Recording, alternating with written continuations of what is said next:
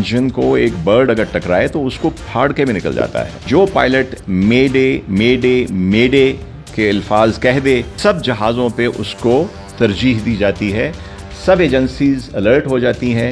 अस्सलाम वालेकुम नाज़रीन, मैं हूं आपकी मेज़बान अरूसा खान और आप देख रहे हैं डेली पाकिस्तान। कराची में एक इंतहाई अफसोसनाक तैयारा हादसा पेश आया जिसमें मुतअद्दिद अफराद अपनी जानें गंवा चुके हैं।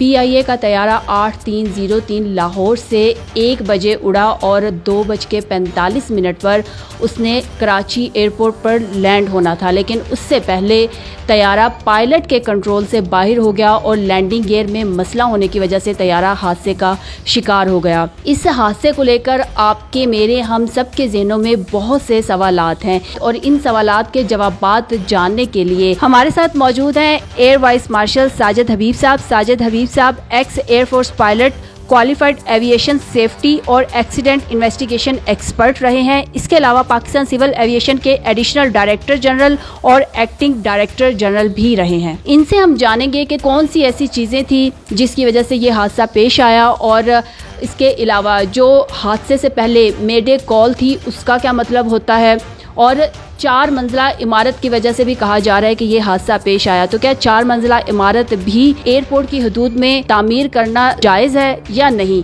ये सब सवालात और इनके जवाबात हम जानते हैं। अस्सलाम वालेकुम सर। वालेकुम अस्सलाम। मेरा पहला सवाल ये है कि जहाज़ को ये हादसा पेश आया तो जहाज़ कितना चला हुआ था, कितना पुराना था, और अगर जहाज़ पुराना था तो क्या पुराना जहाज़ एक कमर्शियल फ़्लाइट के लिए उड़ाना चाहिए? सबसे पहले बात ये कि जो भी जहाज़ पाकिस्तान में किसी भी एयरलाइन या किसी भी के पास वो उड़ने के लिए मंगवाया जाता है या आता है किसी एयरलाइन के पास, किसी फ्लाइंग क्लब के पास, तो उसकी बड़ी स्ट्रिक्ट रूल्स और रेगुलेशंस हैं, उसकी लाइफ डिफाइंड है, उसके कंपोनेंट्स की लाइफ डिफाइंड है। तो उसको मीट करते ही कोई जहाज़ जो है वो पाकिस्तान में आके किसी भी तरीके से लीज पे आए या ख़रीदा जाए तो वो फ्लाई कर सकता है। सर, जहाज़ एक कमर्शियल फ़्लाइट के लिए उड़ रहा है और उसमें वो 100 से ज़ायद पैसेंजर्स को वो लेके जा रहा है, तो जहाज़ को उड़ने से पहले उसकी मुरम्मत, उसकी मेंटेनेंस, तो ये सब किसकी ज़िम्मेदारी होती है? देखिए, बुनियादी तौर पे जो जहाज़ जिस भी कंपनी का या एयरलाइन का होता है ये उनकी ज़िम्मेदारी होती है, और उनकी जो टीम होती है, जो उनकी इंजीनियरिंग टीम होती है, वो बड़े स्ट्रिक्ट रूल्स के तहत करती है। न सिर्फ उसकी मेंटेनेंस होती है, उसमें जो मेंटेनेंस की क्वालिटी है उसको मॉनिटर किया जाता है। फिर क्वालिटी मैनेजर अश्योर करते हैं कि क्वालिटी काम की अच्छी हो, फिर क्वालिटी को कंट्रोल भी किया जाता है। फिर उसके बाद हर जहाज़ को हमारा जो पाकिस्तान सिविल एविएशन का जो एयर वर्दीनेस का डिपार्टमेंट है वो उसको चेक करता है, और फिर हर जहाज़ के कंपोनेंट की लाइफ होती है, हर जहाज़ के बहुत रेगुलर पीरियोडिक चेक्स होते हैं। तो ये सारे चेक्स से गुजर के ही एक जहाज़ जो है वो उड़ान के काबिल डिक्लेयर किया जाता है। सर, जहाज़ के टायर नहीं खुले, तो जहाज़ के जब टायर नहीं खुलते तो उसके अल्टरनेटिव क्या चीज़ होती है जो पायलट्स को अपनानी चाहिए? अगर किसी वजह से पहिए किसी भी जहाज़ के नहीं खुलते तो उसके 2-3 तरीके उसके बाद फॉलो किए जाते हैं। एक तो ये, आप एक विजुअल चेक कर सकते हैं, वो जहाज़ जो है वो ATC के सामने से गुजरता है और उसको वो बाइनोकुलर से या देख के वो विजुअली उसको बता देते हैं कि आपके व्हील जो हैं वो नीचे हैं या नहीं हैं।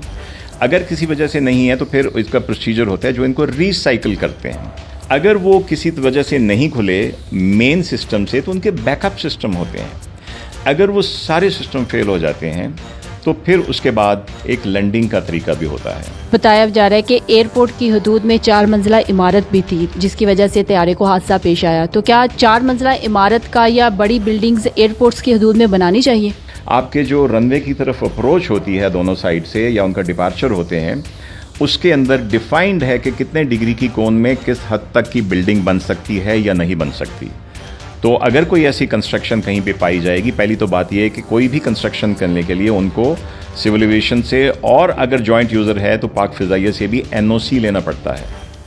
तो मेरे ख्याल में ऐसा होना नहीं चाहिए कि अगर कोई अनऑथराइज्ड बिल्डिंग उस कोण के अंदर बननी नहीं चाहिए, और क्योंकि इसमें जो कंसर्न स्टाफ है बड़ी विजिलेंट रहते हैं इस मामले में। सर, एविएटर्स का मानना है कि फाइनल अप्रोच के टाइम जहाज़ स्टॉल हो गया था, तो स्टॉल क्या होता है? जो जहाज़ उड़ता है उसको कुछ एक फोर्सेस होती हैं जो कि जिसको हम लिफ्ट कहते हैं, जो कि जहाज़ को लिफ्ट करती है। वो हवा जो गुजरती है विंग्स के ऊपर से, उसके हिसाब से वो लिफ्ट जनरेट होती है, और किसी भी वजह से آپ جہاز کی لمیٹیشنز کو کراس کریں، جس میں سپیڈ کا ڈراپ ہونا، ہر جہاز کی ایک سٹالنگ سپیڈ ہے، اگر اس سے کم سپیڈ لے جائیں گے تو جہاز سٹال ہو جائے گا۔ ہر جہاز کا ایک اینگل آف اٹیک جس کو کہتے ہیں، جس کو آپ کہتے ہیں کہ کتنی نوز اٹھائی ہونی چاہیے کتنی سپیڈ کے اوپر، اس کو اگر آپ حدود کے اندر رکھیں گے تو جہاز سٹال نہیں ہوگا۔ وہ ونگ جو ہے ان کے اوپر سے گزرنے والی ہوا اتنی لفٹ یا اپورڈ فورس پروڈیوس کرتی رہے گی کہ جہاز ہوا میں اڑتا رہے۔ اگر آپ اسے ایکسیڈ کر جاتے ہیں یا سپیڈ اس سے ڈراپ ہو جاتی ہے تو وہ سپیڈ میں اتنی اس ہوا میں اتنی پاور نہیں ہوتی کہ جہاز کو ہوا میں رکھ سکے، تو وہ جب گر جاتا ہے یعنی کہ وہ لفٹ ختم ہو جاتی ہے، اس کو کہتے ہیں سٹال ہو جانا۔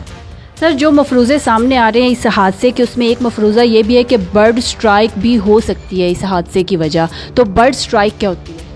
دیکھیے، برڈ سٹرائک جو ہے یہ بہت سے فضائی حادثات کی وجوہ ہے، جس کے لیے بار بار لوگوں کو کہا جاتا ہے کہ اپنے ایئرپورٹ کے اطراف میں کچرا نہ پھینکیں، ایسی چیزیں نہ پھینکیں، کیونکہ برڈ جو ہے، جو سپیڈ ہے اور جو ایک کا سائز ہے، وہ جہاز کا ہے یا برڈ کا ہے، وہ دونوں مل کے اتنی زور کا امپیکٹ فورس کریٹ کرتے ہیں کہ وہ جہاز کو ایٹ ٹائمز اس کے انجن کو ایک برڈ اگر ٹکرائے تو اس کو پھاڑ کے بھی نکل جاتا ہے۔ اگر رن وے کے اطراف میں برڈز اڑ رہے ہیں اور برڈ ایسی جگہ سٹرائک کرتا ہے جو انجن کے اندر سے گزر جائے تو انجن کی پاور ختم ہو سکتی ہے۔ کہتے ہیں کہ جہاز ایک دفعہ رن وے پہ آیا ہے اور رن وے پہ آنے کے بعد وہ دوبارہ سے فضا میں اڑا ہے، تو بیلی لینڈنگ اس کو کہا جا رہا ہے، تو یہ بیسیکلی وہ مین پروسیس کیا ہوتا ہے بیلی لینڈنگ کا؟ فائنلی آپ کے جہاز کے لینڈنگ ایریا پہیے نہیں نکل رہے تو اب آپ کیا کرتے ہیں؟ اب آپ کو جہاز کو لینڈ تو کرانا ہے، تو پھر آپ کو جب اس کے بغیر ویلز کے لینڈ کراتے ہیں تو اس کو کہتے ہیں بیلی کے اوپر لینڈ کرانے کو بیلی لینڈنگ کہتے ہیں۔